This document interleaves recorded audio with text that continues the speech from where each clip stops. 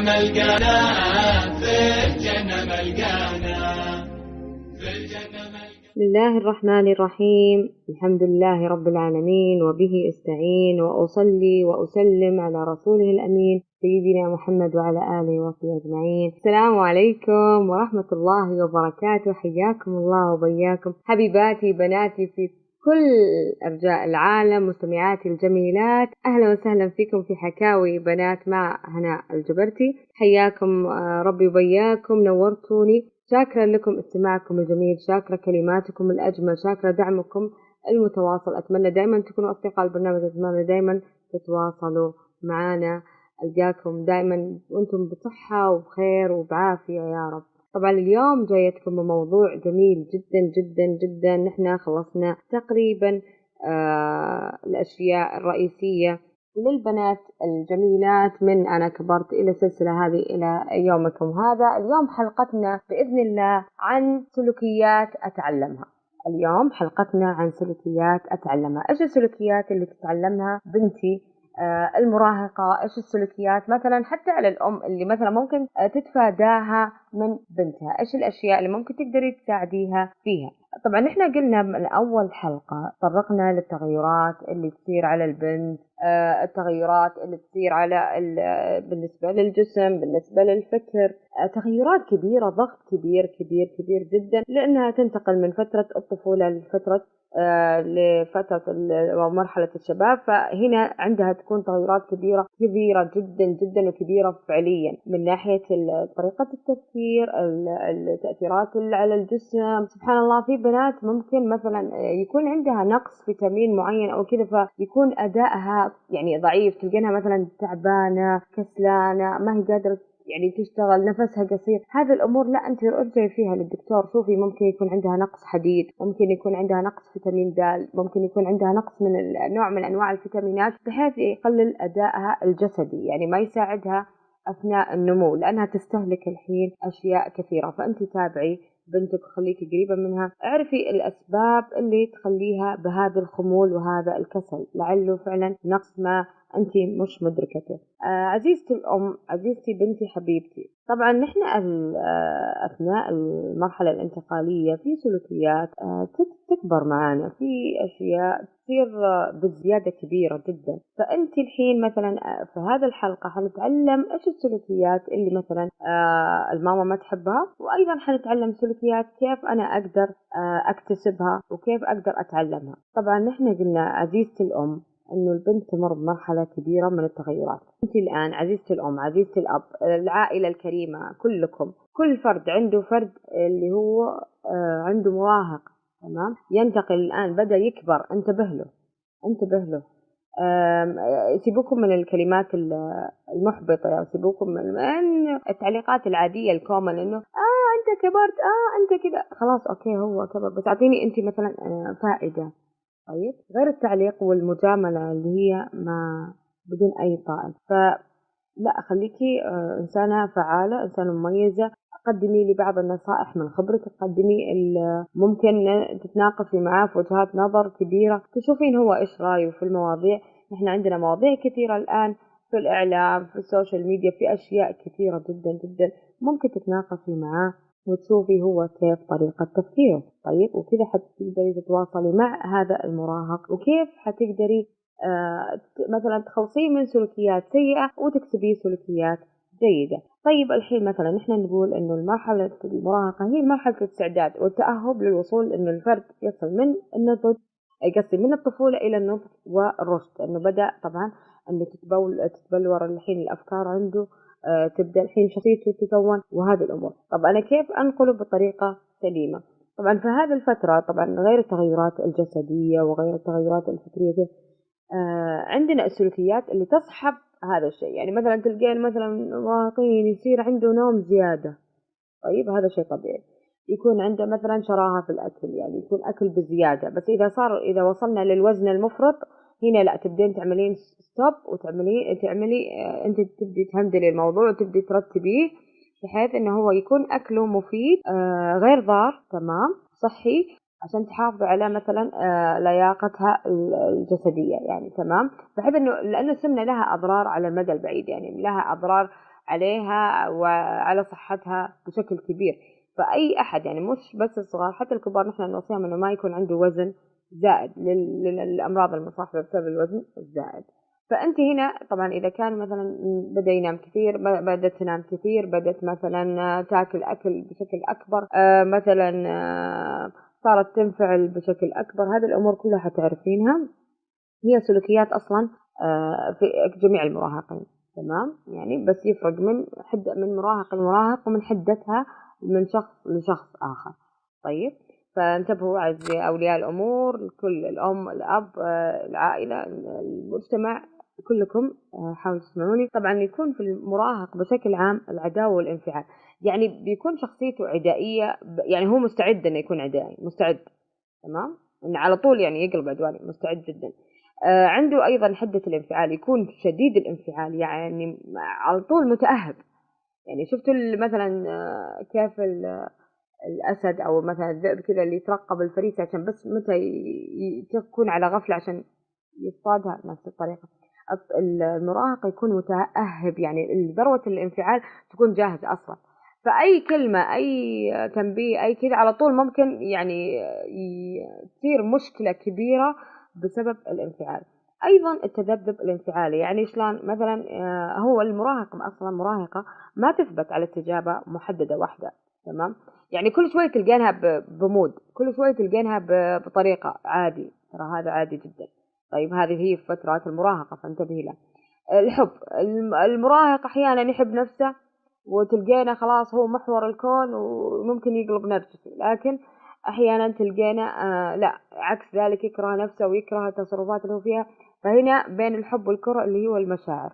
طيب، تلقينا يصير فيها فعلا بشكل أكبر، يعني بشكل برضه نقول أوفر، بشكل أوفر كبير شوية، لأنه يعني هو لسه مو واضح له شخصيته، فمثلا يكره التصرفات، لما يجي يكرهها بشدة، يوم يجي يحبها أيضا يحبها بشدة. أيضا الخوف، طبعا يخاف المراهق من المواقف الاجتماعية الكبيرة، يخاف من التفاعل فيها، يخاف مثلا من التقلبات اللي تصير، لأنه الحين بدأ يتغير، وكيف الحين المجتمع هل يتقبلون شكلي ما يتقبلونه. طبعا التعليقات العادية اللي هي أنت كبرت، أنت نفس التعليقات اللي يسمعها دائما، بس مثلا في ناس يعلقون على الشكل، يو صار شكلك كذا، أنت كنت كذا وأنت صغيرة، يو سمنتي، يو نحفتي، ليش وجهك كذا قايل، ليه ما أدري شعرك عامل كذا. تبدأ التعليقات والانتقادات هذه، فيكره أو يخاف أو تخاف البنت من المجتمعات، سواء هذا البنت والولد، يخافوا من المجتمعات والمواقف الاجتماعية بشكل عام. خلاص يعني ما يحب يظهر، ما يحب يطلع، لأنه ممكن يعني يشعر مثلا يكون معرض للسخرية من الآخرين بسبب مظهره، يعني حتى من الكبار، يعني مو بس من الصغار، فهذا زي جزء من التنمر. أو ممكن مثلا ما يكون عنده خبرة كافية، فيتورط لما يجي يسألوه سؤال هو ما يعرف يرد، ويكون قدام الجميع، ينحرج بشكل كبير إنه مو عارف يرد عليك أصلا. طيب، عندك الصراعات، كيف يكون الصراعات؟ الصراعات طبعا تكون الداخلية والخارجية، يعني في أصلا يعني زي في تمرد، وتلقانه يبغى يحاول يضبط نفسه، تلقانه مثلا هو يبغى يثبت نفسه، بعد شوي تلقانه عنده صراع انه كيف انا مثلا انه ما اتعارض مع المبدأ يعني المبدأ الفلاني اللي في العائلة، او تقليد معين في العائلة، او مثلا خلينا نقول يعني زي ما نحن نحكم المجتمع والجيران وكذا، عشان فلان لا يقولوا فلان هذا، فعشان اهلي عندهم هذا الفكرة، كيف اني انا مثلا اظهر عكسها. فهنا تكون صراعات داخل المراهق بشكل عام، مو عارف كيف يضبط هذه الصراعات. فعدم التوافق النفسي ايضا، عدم التوافق النفسي، المراهق هنا مو عارف يعكس تصرفاته بشكل كويس، مو عارف يعكسها بشكل واضح. تلقينا عنده مثلا فجأة يدخل في نوبات قلق وحزن، تلقينا فجأة يدخل نوبة اكتئاب وبكاء، تلقينا لا فجأة مثلا لا مبسوط ونشيط ويتحرك ويروح ويجي ويطلع وينزل، يعني تلقينا شعلة نشاط. فهو أصلا لسه مو مستقر نفسيا، تمام؟ يعني هي زي القنبلة الموقوتة، فجأة كذا ينفجر يصير ويبكي وفجأة لا يهجد وما شاء الله ويكون ما أحلى منه.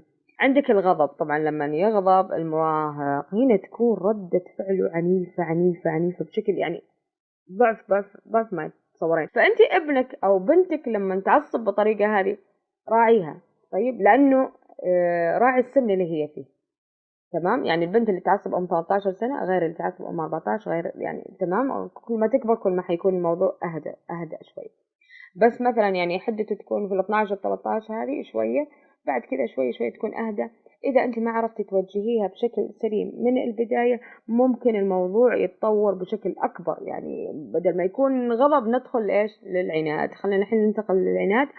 العناد أصلا عموما هذا يميل لكل المراهقين، يعني هم يعاندون ويخالفون القوانين، ما يعترفون بها، يتحججون دائما بحجج واهية. فهو دائما يعني عنيد بالسلطة. تمام.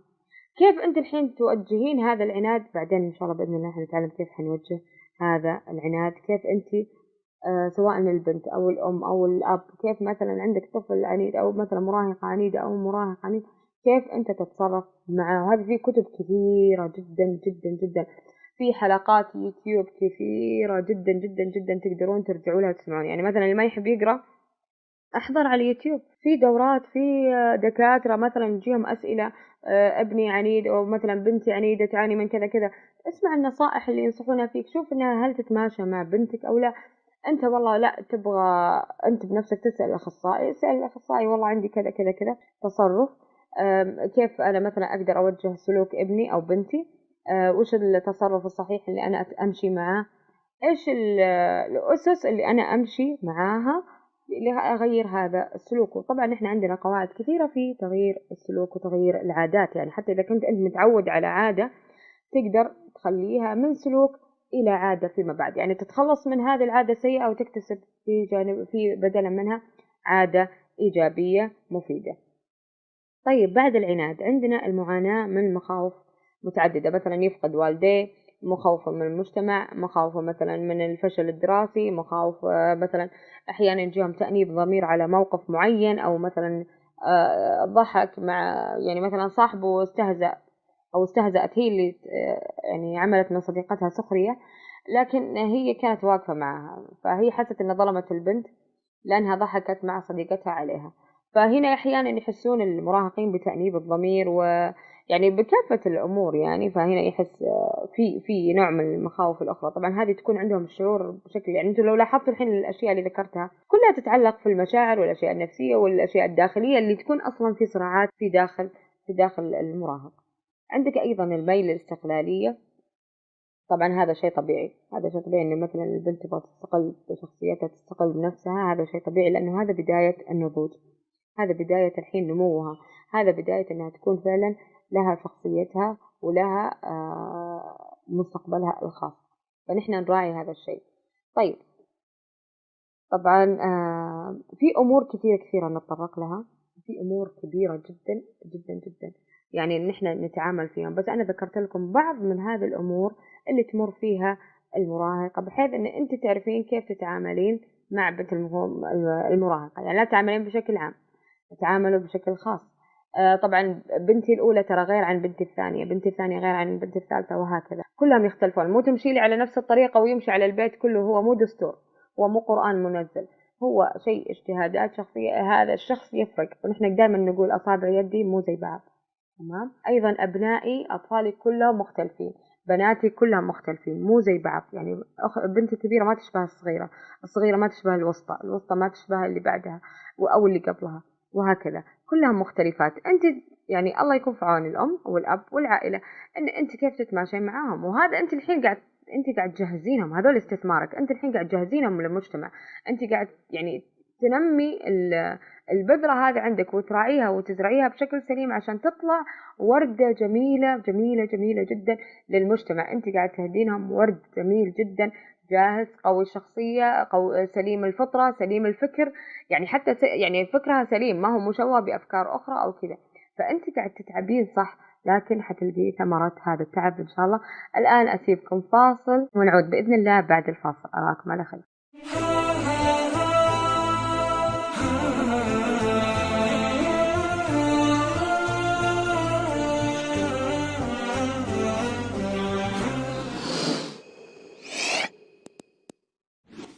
بسم الله الرحمن الرحيم. السلام عليكم ورحمة الله وبركاته.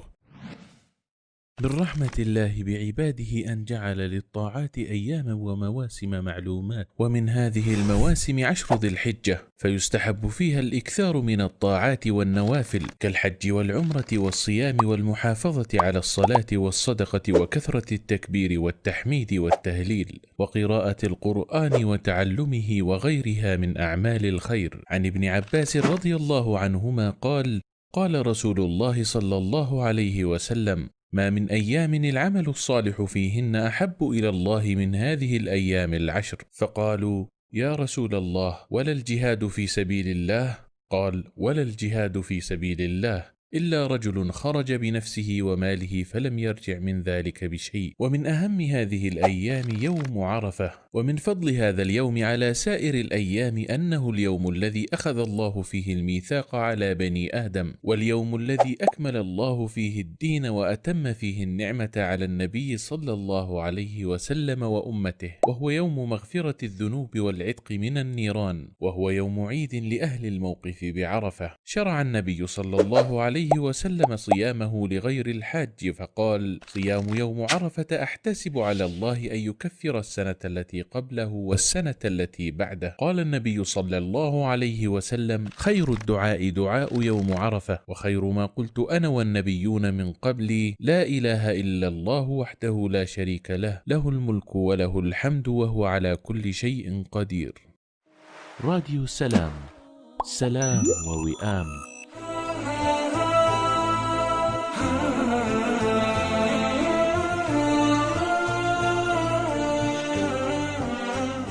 أهلا وسهلا، عدنا لكم بعد الفاصل. حياكم الله في حلقة اليوم سلوكيات أتعلمها. من سلوكيات اليوم طبعا نحن ذكرنا في سلوكيات يعملها أصلا المراهق، ذكرنا بعض منها في الجزء الأول من البرنامج قبل الفاصل. الآن بقول لكم الطريقة كيف تحببين المراهق في نفسه، تمام؟ كيف تخلينه ينتقل انتقالية مريحة، كيف يكون واثق من نفسه بشكل أكبر. أوكي، لا ليش هذا الشيء؟ لأنه يعني أنتوا شفتوا كلها أصلا تتعلق في المشاعر وكيف الضغط اللي يكون عليهم وأفكارهم، فكلها داخلية، كلها صراعات داخل نفسه. طب أنا كيف أخلي هذه المرحلة مريحة؟ تمام، كيف أخليها انتقالة جميلة؟ أول شيء دائما إفصاح الوالدين والمربين دائما عن محبتهم للفرد بشكل مباشر، إن أنت حسين فعلا إنك أنت تحبيها من جد، يعني إنها فعلا هي بنتك الجميلة وتحبينها، أنت عبري عن حبك لها بطريقة كبيرة، خليها تكون واثقة فعلا من نفسها. احترميها من خلال علاقتك معها، احترميها من خلال يعني أنت لما ناديها بحب الأسماء، ناديها دلعيها، يعني أثبتي لها إنه أنت يعني حتى برا، يعني حتى قدام الناس، يعني عادي دلعي بنتك، يعني ما إيش المشكلة إنك أنت تدلعي بنتك؟ لا يعني خليكي، يعني كيف تنقلين الصورة هذه؟ خليكي أنت واثقة من نفسك، صدقوني الثقة تنتقل تلقائيا لبنتك وابنك تلقائيا، لأنه هو شايف إنه أبوه وأمه واثقين من أنفسهم، فأنت قاعد تنقل الفكرة هذه بتطبيقها أول شيء على نفسك. الشيء الثاني زي ما أنا قلت لكم، إنك أنت تحببه في نفسه، وأنت فعلا إن أنت تحبه بشكل كبير جدا، لأنه هو عارف إنه هو ذو قيمة عندك، إنه أنت هذا ولد أو هذه البنت مهمة جدا عندك، فعشان كذا أنت دائما تعبرينها عن حبك لها. الشيء الثالث من خلال الاحترام، مثل ما قلت لكم، في احترام العلاقة اللي بينكم، تحترمينها وتقدرين علاقاتها أيضا الاجتماعية، سواء مع صحباتها سواء مع الأهل وكذا، أنه لها الآن كيانها بدأت تستقل، بدأت كذا، اسمعيها أكثر. طيب دائما شاركيها. طبعا الشيء الرابع انك تشاركينها بالأنشطة الممتعة، استمتعي معاها، شاركيها، خلي بينكم دائما نشاط بينك وبين المراهقة، هذا جدا مهم، ترى يبني يعني جدا مهم حتى في بناء شخصياتهم وتبلور أفكارهم، وحتقربك جدا منهم، بحيث انك تعرفين لو في أفكار مشوهة أو في أفكار مو سليمة حتقدري تصححيها. طبعا زي ما قلنا لكم الحالة النفسية عندهم تكون متذبذبة وحساسة جدا في هذه الفترة. طيب أنا كيف أقلل حساسيته، أو مثلا كيف أقلل التذبذب هذه فيها؟ دائما حاول إنك توجهي ملاحظات مباشرة، ما تخليها عايمة، هو يكتشف ما بين السطور، لا هو ما يفهم الحين بالتلميح، أو ما راح يكون مدرك للتلميح اللي أنت تقوليه، أو إذا أنت كنت معودته في أسلوبك من هو صغير، صح ممكن حيفهم على أسلوبك الآن، لكن هو مو متعود. تبغان الحين يعني فجأة يتعود على أسلوب التلميح أو هذا، لا. حاولي إنك أنت تجلسي معاه جلسة، البنوتة تجلسي معاها جلسة كذا واضحة. أيضا تكونين مباشرة معاها في الملاحظات، تكونين مباشرة معاها. ابعدي عن الملاحظات اللي تكون قدام الجميع، يعني قدام الناس حتى الأهل وكذا، إلا إذا كنت أنت مثلا تحكي موقف معين بموافقتها هي. إذا مو موافقة هي إنك أنت تحكي الموقف، اتركيه أفضل، اتركيه أفضل. طيب، إيش كمان؟ ذكر العيوب والأخطاء، يعني حاولي إنك ما تذكرين العيوب والأخطاء، خاصة إنه مثلا إلا إذا ذكر لك شيء يعني. فمثلا أنت تبينين لهم إنه بنتك السيكولوجية حقتها إيش، طريقة شخصيتها إيش، تفكيرها إيش. لأنه مثلا يقولوا لك بنتك ما تسوي، بنتك ما تعمل من. بنتي أنا أعرفها وهي كذا كذا تحب، كذا كذا ما تحب، خلاص خلصنا كذا. أنت حطيتي حتى نقطة للآخرين، ما لهم أي خص، ما لهم أي علاقة. تمام، ووضحتي لهم. أنت لك أهم شيء، ما أهم ما عليك أنت كأم أو كأب أو كخالة كعمة كجدة كجد، أهم ما عليك نفسه هذا ابنك أو بنتك. هذا أهم الشخصية اللي أنت المفروض تهتم فيها. ما عليك من كلام الآخرين، كذا كذا ما راح بيتكلموا، ما راح يسكتون. تمام، يعني لا كذا عاجب ولا كذا عاجب، ورضاء الناس غاية لا تدرك. يعني مهما حاولت انك تمشي على كلام الناس او كي يبلوناه كي نسمعه كي ما ادري، انت ما دام انك ماشي بما يرضي الله، ماشي في طريق الصحيح، متبع ما قاله الله ورسوله، انت كذا في السيف سايد وفي السليم. وابنك ايضا في السيف سايد والسليم. لا تضغط على ابنك وبنتك بسبب اقوال ناس اخرى او شخصيات اخرى. حاول انك تبعد عن هذا الشيء. طيب، اتاحة الفرصة امام الافصاح عن الراي، يعني مثلا كنتوا في حوار يعني، وكانوا مثلا بناتك معاك وزي كذا، فجأة واحدة من بنات تكلمت كذا بدون سابق انذار، خلاص عادي اسمعيها، اسمعيها خليها تكمل الحوار. ممكن أحد من الكبار يرد عليها بطريقة عنيفة، ممكن لا. بعدين أنت فيما بينك وبينها، إذا كانت يعني دخولها للموضوع في صلب الموضوع كان خاطئ، أنت بيني لها اتيكيت الحديث مع الكبار أو في وجود الكبار. يعني أنا كيف أبدأ الكلام، متى أتكلم، متى أبدي رأيي، متى كذا. أما إذا كان لا الموضوع متاح إنها هي تبدي رأيها، فعادي نحن أكيد لازم نسمع كلامهم ونسمع هم فعلا ايش يفكرون. طب نحن الحين قاعد نتحاور بشكل عام عشان نسمع منهم كمان هم ايش رايهم في الموضوع، هل يوافقون هذا الشيء او ما يوافقونه. ايضا عندك طبعا هذا لازم يكون اسلوب حوار هادي جدا وهادف، يعني في هدف من وراء الحوار ده، مو انه والله بس كلام وينقال وخلاص. يعني كلام اليوم بس عشان ينقال ونكبه وكذا، لا لا لا، لازم يكون في هدف من وراء الحديث، لازم يكون في هدف من وراء الحوار. انت تبغى توصلي فكرة معينة لبنتك، انت تبغى توصلي الحاجة، مثلا تبغين تغيرين فكرة خاطئة عندها تحطينها صح. انت بعدين تعالجين الموقف هذا اذا كان في حوار جماعي، يعني مثلا مع الأسرة أو مع صديقاتها أو مثلا كذا مع مجموعة من الناس معارفكم، لا بشكل فردي، بينها مثلا وبين أخواتها تجلسوا كذا جلسة وتتناقشوا فيها. يعني أنت يعني على حسب بنتك تقدري تختاري طريقة عرض الموضوع. يا جميع اللي أنا أتكلم الحين مع جميع أولياء الأمور، أنتوا تقدروا تختاروا طريقة عرض الموضوع. أيضا بناتي حبيباتي، عندك فكرة معينة تبي تتناقشي معها، ماما تقدر تناقشك في الموضوع، حاولي انك انت تجلسي معاها جلسة بحيث انكم انتوا تقدروا توصلوا لنقطة معينة. طيب، اذا انت بس حاولتي تقنعيها بالفكرة اللي في راسك، وانت عارفة مثلا مبدئيا انه في 3% منها خطأ، حاولي انك لا ما تدخلي في هذا الشيء، لانك انت متأكدة في صميم داخلك انها الفكرة غلط. اما اذا انت فعلا انت شايفة الفكرة هذه صحيحة وانك انت مقتنعة فيها، لا روحي عادي وكلمي ماما وكلمي كلميهم، كلمي خالاتك مثلا، كلمي القريب منك بحيث انك يوجهك للطريقة الصحيحة. انت كيف تتصرفين فيها بشكل سليم، وهذا جدا جدا مهم. طبعا آخر نقطة من تعزيز شخصية المراهقة والمراهق، احترام استقلاليته وأيضا خصوصياته. وإذا كنت تبغين تراقبين راقبي، بس بدون ما يعني نحن كذا كذا كلنا نشوف أطفالنا ونتابعهم ونشوف إيش وراهم، وين راحوا هذا شيء طبيعي كأم وأب اللي يعملوه مع أولادهم، لأنك أنت الحين حريص على مصلحتهم. تبغي تعرفي مع مين يجلس، تبغي تعرفي مع مين يتكلم، ايش المحاور اللي هم يتطرقوا لها، هل ممكن ابنك يتعرض لسوء ما او بنتك تتعرض لسوء ما، طبعا لانك خايفة عليها ولمصلحتها. طبعا أكيد إنك حتكوني حريصة على متابعتها وين ما كانت، لكن مو بس اللي تكوني أنت مراقبة، أنت مو بكاميرا مراقبة تقعدي على راس بنتك وين ما تروح وين ما تجي، لا. أول شيء نمي فيها المراقبة الذاتية. بناتي حبيباتي صدقوني، حتى لو أمك مو موجودة وأنت ناوية تسوي شيء غلط، صدقيني ربي قاعد يشوفك قبل كل شيء. أنت لما تيجي تعملين شيء غلط، اعرفي إن الله سبحانه وتعالى يراك. ما في أعظم من الله سبحانه وتعالى. يعني إيش يعني أنت خايفة من ماما وبابا الحين لا يعرفون؟ طب أنت ما أنت خايفة من الله سبحانه وتعالى؟ أنت مو خايفة إنه ربي يشوفك على هذا الغلط اللي أنتوا تسوينه؟ خلونا نعزز المراقبة الذاتية لله سبحانه وتعالى، تعظيم النفوس، يعني تعظيم الله سبحانه وتعالى في نفوس بناتنا وأطفالنا وأولادنا. يعني الله يشوفك، حتى لو أنا ما شفتك الله يشوفك، حتى لو أنت ما يعني حاولت تهرب من وجه الله يشوفك، الله يراقب كل شيء. تمام؟ فما في أعظم من الله سبحانه وتعالى، ونعم بالله. فأنت يا حبيبتي بنتي الجميلة، عندك خطأ حتسويه، أنت حاسبي نفسك قبل ما تسوي هذا الغلط.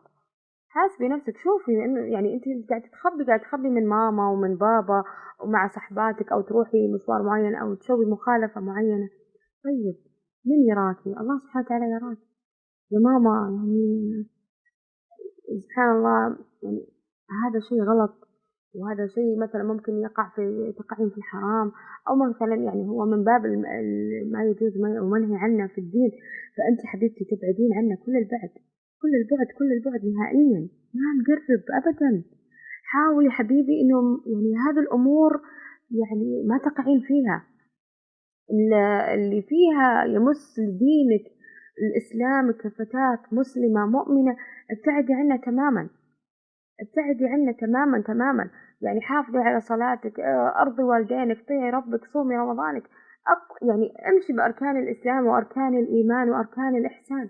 هذه كلها انت تعرفينها، كلها درستيها حبيبتي. تعرفين قواعد شروط لا إله إلا الله؟ عندنا 7 شروط لا إله إلا الله. اللي ما تعرفها تروح تتعلمها. بناتي اللي ما تعرفها تجي تقول لي، أقول لها إياها. تمام؟ لكن يعني حبيباتي، الله سبحانه وتعالى، أنت تشوفين الله سبحانه وتعالى، تراقبين الله سبحانه وتعالى عشان يكون الله راضي عنك، عشان الله يوفقك، عشان الله يرشدك للطريق الصحيح. دائما ادعي لنفسك، يا رب اهديني، يا رب اصلحني، يا رب ثبتني على دينك، يا مقلب القلوب والأبصار ثبتني على دينك. فهذه الأمور كلها تساعدكم حبيباتي إنك تثبتي على الطريق الصح، تساعدك على هذا. نحن لما نجي نقرأ في صلاتنا، نصلي 5 صلوات، نقرأ الفاتحة 5 مرات، في كل مرة نحن نقرأ اهدنا الصراط المستقيم، صح؟ هذا أنت تدعين الله سبحانه وتعالى أن ربي يهديك الصراط المستقيم، أن الله يوريك أن الحق حق ويرزقنا اتباعه، وأن يرينا الباطل باطلا ويرزقنا اجتنابه. فهذا المغزى من يعني سبحان الله. يعني أنت لو قرأت وتدبرت سورة الفاتحة فيها من المفاتيح الله بي عليه سبحان الله، وجعل فيها شفاء أيضا. فإياك نعبد وإياك نستعين. نحن مين نعبد الله سبحانه وتعالى. بمن نستعين بالله سبحانه وتعالى. حبيبتي بنتي، مهما كانت المشاكل اللي عندك، مهما كانت الضغوط النفسية اللي تمر عليها، التغيرات هذه كلها، صدقوني الله سبحانه وتعالى معك، الله معك وينصرك ويساعدك ودائما بجوارك. الله يعني أنت كوني بجوار الله سبحانه وتعالى، أنت دائما الجئي لله سبحانه وتعالى، ارضي والدينك، طيعي الله سبحانه وتعالى، يعني اعملي بالطاعات. صدقوني سبحان الله الطاعة تجر الطاعة، عكس المعصية تجر المعصية. كل واحدة تقول أختي، يعني إذا أنت عملت المعصية تقول أختي تجرك المعصية أكبر، بعكس إذا عملت الطاعة تقول أختي تجر الطاعة الأكبر. وكذا أنت تروح بإذن الله للطريق المستقيم. وهذا كلنا نأمل لكل بناتنا حبيباتنا في كل مكان، لكل مستمعاتي الجميلات، لكل حبيباتي والله، يعني بكل يعني وين ما كنتوا، أتمنى أن كنا بإذن الله، حتى أنا وأمهاتنا وأخواتنا وآبائنا وأخواننا وكل شعبنا وكل شعوب المسلمين في كل الأرض، أن يهدينا الصراط المستقيم، ونكون بإذن الله كلنا من أهل الجنة، من أهل الله سبحانه وتعالى وخاصته. يعني من أهم الأمور. يعني خلوا هذه القاعدة الأساسية اللي عندك، إنك أنت تكوني من أهل الله سبحانه وتعالى. هذه أهم سلوك أنت تعدلينه، أهم هدف أنت تحطيه، عبادة الله سبحانه وتعالى، وكيف ترضي الله سبحانه وتعالى في حياتك. حتلقين الطريق مرسوم أمامك. أمي حبيبتي، بالنسبة لبنتك مثل ما أنا قلت لك السلوكيات أنت ما تراقبينها، عززي مراقبة الله سبحانه وتعالى فيها، عززي فيها أنها كيف تعظم الله سبحانه وتعالى في نفسها. خلاص مو بلازم أنت تكوني معها وين ما كنتي، مثلا وين رحتي، وين سويتي، إيش كنتي، مع مين تكلمتي، مع مين، مدري. هذه الأمور كلها اتركيها كده. أصلا أنت قاعد تقللي من يعني من ثقتها في نفسها، قاعد تقللي من شخصيتها، تقللي من أمور كثيرة. أنت قاعد تنقصين فيها شيء كبير جدا، قاعد تجرحينها بشكل كبير جدا. يعني تصير هي يعني كفاية عليها اللي هي الذبذبة اللي فيها، أنت قاعد تزيدي الطين بلة، أنت قاعد تزيد الطين بلة بالكلام اللي أنت تقولينه، بالأداء اللي أنت تسوينه. كيف تبغين طفل واثق، البنت واثقة تكون من نفسها وتكون قوية وتكون وأنت أصلا قاعد تكسرين مجاديفها، أنت أصلا قاعد يعني قاعد تسوين الأمور بالعكس.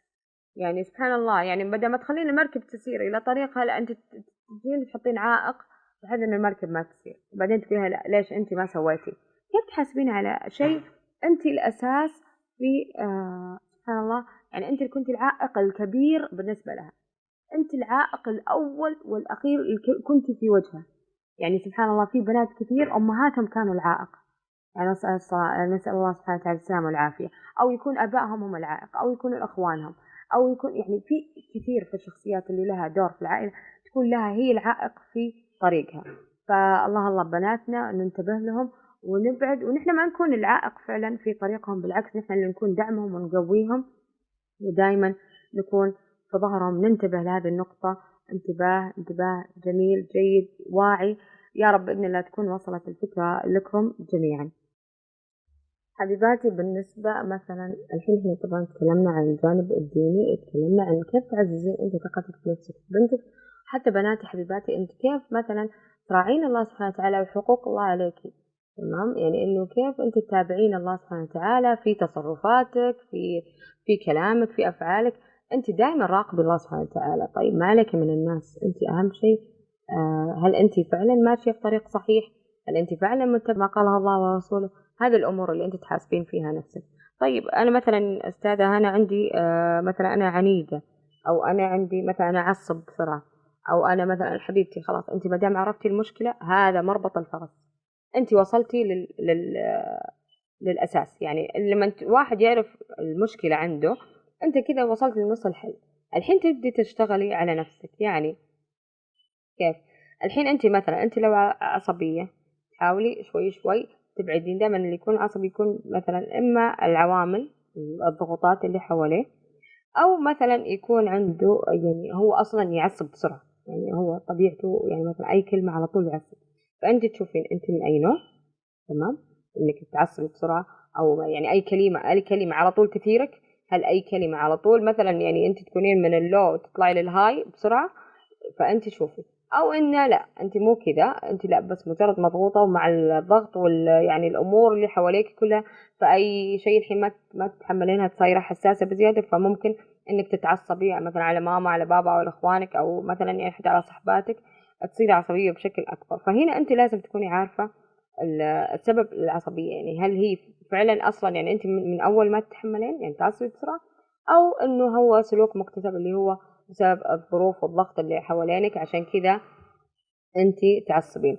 فاذا عرفتي هذا السبب حتعرفي تحلي المشكله، تمام، حتعرفي تحليها. يعني كيف حتبدي تهدي؟ طبعا اذا كنتي انت اصلا عصبيه، لا حتبدي في تمارين تعمليها، بحيث ان مثلا في تمارين تنفس، في تمارين التامل، في تمارين الهدوء، بحيث ان انت كل شويه ايش تبدي تهدي، تبدي تترك العصبيه هذه.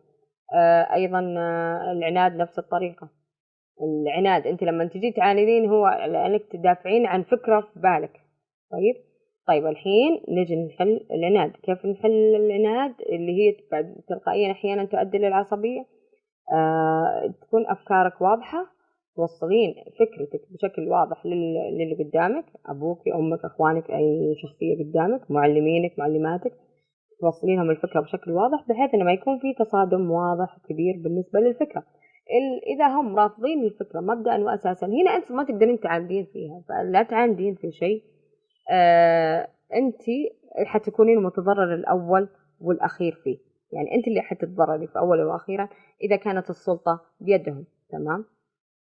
إذا كانت لا يعني ضد مصلحتك وأنت تشوفي إن هذه فيها مصلحتك، أنت لازم تقنع اللي قدامك إن فيها مصلحتك. لكن هو بيحاول يقنعك بشكل أو بآخر إنه هذا الشيء خطأ وإن هذا الشيء مجرب. فأنت ابحثي في الموضوع، لا تتهوري، لا تستعجلين، لا تمشي على كلام صحباتك، لا تمشي على كلام مثلا مش موثوق. أنت ادرسي الفكرة اللي في بالك أولا، ابحثي عنها أكثر، اقري عنها أكثر، شوفي هل فعلا هذا الكلام صحيح أو لا، بعدين دافعي عن الفكرة اللي في بالك. أو يعني إنه تكونين فيها عنيدة، ما أتوقع إنه يكون فيها عناد إذا كان فيها وصلتوا لنقطة معينة. أيضا في المشاكل اللي تصير يعني عند المراهقين مثلا اللي هي السلوكيات الخاطئة عندكم، الكذب وكذا. ترى الكذب انت مو مضطرة تكذبي حبيبتي، انت مو مضطرة تكذبي، حاولي تقولي الصدق لماما وبابا. اذا انت خايفة من تصرفهم او خايفة من ردة فعلهم، فهنا انت ابعد عن التصرف نفسه، ابعد عن الفعل هذا. اذا انت مضطرة يعني انك تسوي هذا الشيء، هو مش شيء غلط ولا شيء كبير، انت حاولي تجلسي مع ماما تناقشي معاها في الموضوع بشكل واضح. اني انا قاعدة اضطر اني انا اكذب بسبب خوفي منكم، الخوف منكم انتوا يعني بعدين ماما اكيد لما تعرف انك انت كذبت حتزعل. فانت توضحين، تجلسين مع امك تقولي لها سبب كذبي عليكي انك انت يعني ما تعطيني اصلا فرصه ولا تعطيني مجال، عشان كذا الموضوع يصل مثلا للكذب. هذا بس للبنات طبعا اللي يكذبون. الحمد لله انا ما واجهت يعني للحين بنات بهالشكل او مثلا تكون بعيده عن امها، يعني الحمد لله اللي كل حواليني كانوا ما شاء الله عليهم، الله يحفظهم والله يديمها يا رب. وإن شاء الله بقى العقبة لجميع البنات إن دائما تكونوا قريبات من أمهاتكم وتكوني دائما على اتصال وثيق بأمك. بالعكس هذا ترى جدا جميل جدا، رائع. ليش؟ لأنه يعزز شخصية البنت، يعزز فيها أمور كثيرة. وجود الأم بجانب بنتها يعني هذا الدعم دعم كبير جدا، يعني في شخصيتها، في كل شيء، في نفسيتها، في كل شيء، في أشياء كثيرة جدا جدا. وطبعا هذا اللي يهمنا يعني النتيجة. تمام. بنتي بعدين بكرة لما تكبر كيف تطلع، بنتي بإذن الله بعدين إيش حيكون، إيش حتكون في المستقبل. الأمنيات الكثيرة الأمهات اللي تحطها لبناتها من مثلا إنها تكون دكتورة، تكون مهندسة، تكون معلمة، تكون استشارية، أمور كثيرة سبحان الله تخططها الأم. طبعا البنت طبعا في بنات مثلا تخالف التوقعات هذه، فأنت لا تحبطين ولا تنصدمي، لا عادي، أعطيها مجالها، هي فنانة بطريقة ما أنت ما تعرفيها، فأعطيها، خليها تبدع، أعطيها المجال، خليها تكتشف نفسها. بنتي حبيبتي إذا أنت الحين لين الحين ما اكتشفتي نفسك أو عندك سلوكيات يعني تحسين مثلا يعني مضيعتك، غير مثلا العناد، قلنا العناد، العصبية، الكذب، إذا عندكم سلوكيات ثانية أنتم تعانون منها علموني. طبعا الخوف الزائد، التقلبات، هذا شيء عادي عادي جدا يا بنات، يعني أنت تعاملي معاه بشكل طبيعي. يعني كونك مثلا الحين فرحانة بعد شوي زعلانة، ترى هذا شيء طبيعي، بس أنتوا لا تبالغوا، لا تبالغي في مشاعرك، لا تبالغي في الحزن، لا تبالغي في الفرح. طيب يعني كل الأمور خيرها الوسط، فدائما أنت خليكي دائما في الوسط. طيب نحن الحين تكلمنا كمان عن المشاعر الشخصية. كيف أنا مثلا أنا أحس إني أنا ضعيفة شخصية، كيف أقوي شخصيتي؟ سهلة، تقوين شخصيتك بالمعرفة، بالعلم. كل ما تعلمتي أكثر، كل ما كانت معرفتك أكبر، كل ما زادت ثقتك بنفسك أكثر. ليش؟ لأنه بتصير عندك حصيلة معلومات كبيرة أنت متأكدة منها، بالتالي بتأثر على شخصيتك، بالتالي حتكوني واثقة أثناء طرحك للمعلومات. طيب أنا مثلا أستاذ هنا خجولة، ما أقدر أدخل للمجموعات، أو مثلا ما أروح مثلا مع أمي لمكان معين أنا ما أقدر أتداخل معاهم. حبيبتي بنتي، حبيبتي خليكي دايما بسيطة، حتى في سلامك، في أيضا حتى الطرف الثاني يكون مثلا مو مرحب ذاك الترحيب، فيزيد في الانطوائية هذه أو عدم التداخل بسرعة. لكن في بنات ما شاء الله عليهم يعني يرحبوا بشكل كبير اللي هم البنات اللي جايينهم ضيوف أو جدد عليهم ويحبوا يتداخلوا معاهم. فأنت تداخلك يعني عادي، تعرفي عليهم، سلمي عليهم، حتى لما هذا حاولي تفتحي حوار، حاولي تفتحي موضوع. يعني لا تسكتي، يعني لا تقعدين انت تروحي هناك مثلا من بيت ناس او مناسبه او اي اجتماع وتجلسي تاخذي لك كرسي وبس تكونين مشاهد، يعني تكونين من البلان فيس اللي ما في يعني ما في ولا شيء، ما في اي تعبير. يعني حتى لما تكلمينها انت ما تعرفين هي فرحانه ولا زعلانه، او هي معصبه ولا لا عادي، أو كذا، يعني نفس النظرات، نفس الملامح، نفس كل شيء. لا حبيبتي، يعني أنت كوني إنسانة واثقة من نفسك، عادي اتكلمي، خليكي بنشاطك، خليكي بمرحك، لا تخلي أي مكان يأثر عليك بحيث إنك تمسكي كرسي وتجلسي في مكانك. إذا أنت فعلا إنسانة خلي لك أثر في أي مكان تروحي له، خليكي ذات بصمة، لازم يكون لك بصمة دائما وأبدا. خلاص هذه شخصيتك، هذه الإنسان اللي أنت فيها. أوكي، بعلم معين، بفائدة، بأثر. سبحان الله، بلغوا عني ولو آية. أنت لو أخذتيها هذه ومثلا يعني رحتي مجلس، ولما جلستي مع البنات وذكرتي حديث، أو مثلا ذكرتي فائدة، ذكرتي أي شيء، ترى سبحان الله أنت الحين ذكرتي علم، قلتي حتى مثلا والله يعني فائدة عن، يعني مثلا خلونا الحين عن فيروس كورونا، طيب ذكرتي فائدة، أو مثلا نوع من أنواع الأغذية اللي ترفع المناعة. طيب مثلا أنا أقول لك مثلا رحت مكان وقلت لهم لا، لو أخذتوا مثلا مثلا ربع كيلو عسل مع 3 ملاعق قرفة مليانة وخلطوهم ملعقة صباح وملعقة مساء، هذه ترفع المناعة وتنفع للأطفال والكبار والصغار. يعني إذا شفتي أحد مثلا مريض أو مثلا إنه يعني هو أصلا هذه ترفع المناعة للكل. طيب بس مثلا في أنت المناسبة اللي ذكرتيها، شفتي أحد مثلا تعبان أو ذكرتوا موضوع عن التعب وكذا، فأنت ذكرتي هذا الموضوع، أنت الحين أفدتيهم، صار لك أثر، تركتي معلومة، تركتي شيء. يعني أي أحد بيعمل فيها لك أجرها، لك الفائدة. لما أحد ينقل المعلومة هذه عنك لشخص آخر أيضا لك الفائدة، لأنه دائما الدال على خير كفاعله. أنت الحين دليتيهم عليه هذا الشيء، سبحان الله من بكرة أي أحد يعمله لك بإذن الله تكون لك في ميزان حسناتك. فدائما أخلص النية، دائما النوايا تدخل في هذا الموضوع. فأخلص النية دائما لما تجي تقولين معلومة أو تجي تقولين فكرة، مو عشان والله أنا أتمنظر، ولا عشان أنا أتباهى، ولا عشان أنا أوريهم إني أنا أعرف معلومات أكثر. لا لا لا، مو هذا الفكرة. الفكرة إنك أنت فعلا عندك معلومة وتبغى توصليها بطريقة صحيحة فقط، لا أكثر ولا أقل. لا أتباهى ولا أتكبر ولا يصيبني غرور ولا أتمنظر عليكم ولا أسوي نفسي أتفلسف. هذه هي.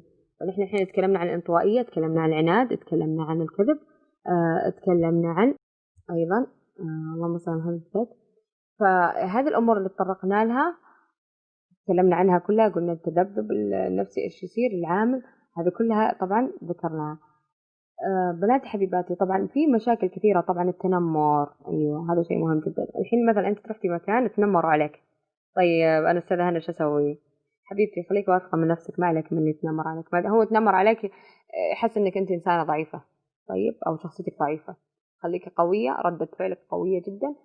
إذا كان الموضوع لا يستدعي إنك تردين، لا تردين عليهم، أعرض عن الجاهلين، لا تردين عليهم أبدا، يعني لأنهم ما هم مستواك إنك أنت تردي عليهم. لكن إذا أنت عندك رد قوي ومنصف وتقدري هذا، لا ردي عليهم. إذا هم مثلا غلطوا عليكي، عاد ما احترموكي، قولي لهم معلش أنا ما أحب أحد يتكلم معي بهالأسلوب. مثلا علقوا على لونك، علقوا على لبسك، علقوا على شعرك، لا انت خليكي قوية في لونك، في شكلك، في شعرك، في نفسك كلك، خليكي واثقة من نفسك، تمام، خليكي واثقة من معلوماتك، تقدري تقدري تردي عليها، تقدري تردي عليها، ما حد يقدر يتنمر عليك. كل ما كانت ثقتك عالية بنفسك كل ما انت ما حد يقدر اصلا يتنمر عليك، ما حد اصلا يعني في الاصل ما حد يقدر يتنمر عليك، ما حد، لانه عارف انه انت حتردي عليه، عارف ان انت لكل كلمه عملت له حساب. يعني انت لو انت مثلا مفيد زي ما انا مفيده، ما راح تقدر تقول كذا. لو انت مثلا احيانا يكون التنمر زي الاطراء، يعني مثلا يقول لك هذه جت الفيلسوفه، او جت اللي يعني مثلا واحد اللي يكون لابس نظاره جت بعيون، لين الحين موجوده، جت بعيون، يقول لهم ايوه عشان انا بروفيسور وانت لسه ما عندك شيء، عشان كذا انا لي ميزه، فانت تقلبها لصالحك، هذه ميزه لك، تمام. جت مثلا يعلقون على شكلك او مثلا هذا، ايوه لاني انا مميزه فشكلي كذا، اما انت لا، كذا انت يعني او انه يمكن عاجبك شكلي فانت قاعد تعلقي.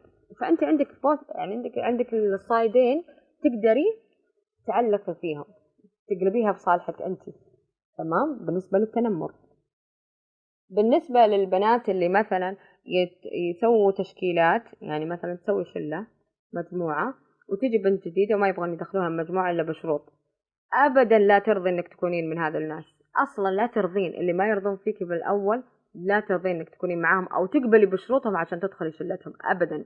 أبدا. هذا كل بناتي نصيحة لوجه الله، أبدا. لأنه هذول يعني مصلحجيين، هذول أصلا علاقتهم مبنية على المصلحة، تمام؟ يعني مو بحب الله، مو بصداقة، مو للمعرفة، مو للفائدة، يعني العلاقات تفترق، يعني تفرق، تمام؟ فهذه علاقتهم أصلا هم يبغون منك مصلحة معينة عشان تخدميهم، عشان تدخلي معاهم بالشلة. هذول ابعد عنهم تماما، ولا تحاولي ترضيهم. انت حاولي دائما زي ما قلت لكم ارضي الله سبحانه وتعالى، ارضي يعني تبعي ما قاله الله وقال رسوله، هذه قاعدتك. طيب اذا هذه قاعدتك ما راح يهموك هذول ابدا، لا هم ولا غيرهم، بيصيرون بالعكس هم اللي يجون يحاولون يكسبون صداقتك، هو اللي يحاولون يجون يقربون جنبك، هم اللي يحاولون يدورون عليك. دائما خليك الشخصية يعني سيروا زي الألماس، تمام؟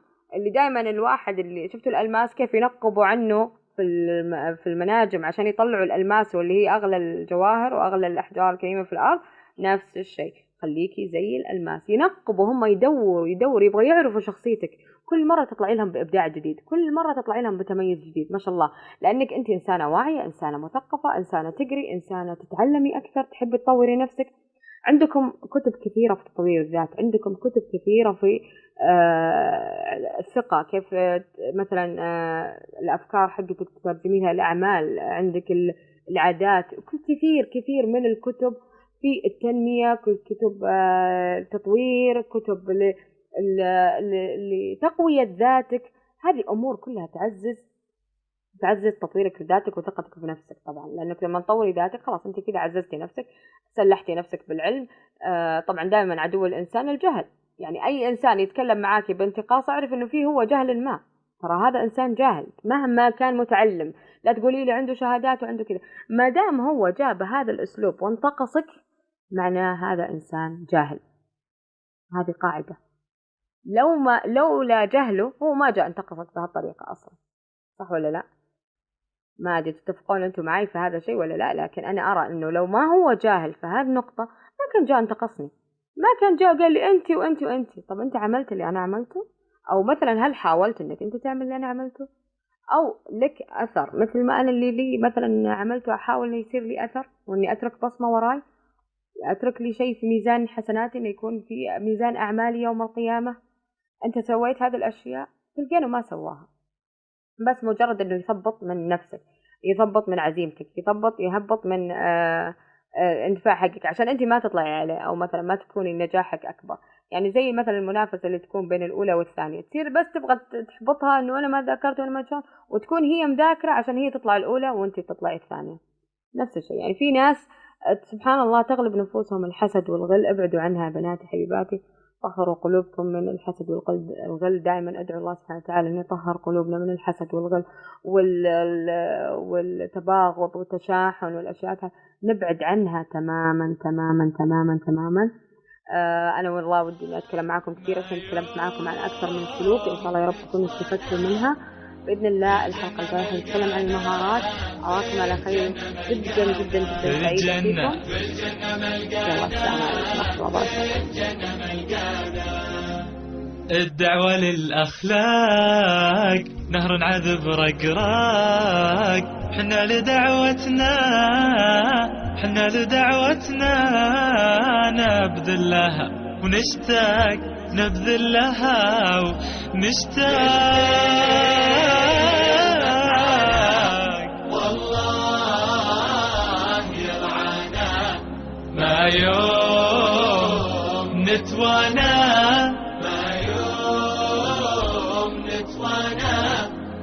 في الجنة ملقانا، في الجنة ملقانا، في الجنة ملقانا، في الجنة ملقانا. قناتنا جوهد نلقاها في الموعد، بتنور اليوتيوب، بتنور اليوتيوب، من جنيها نحصد، من جنيها نحصد.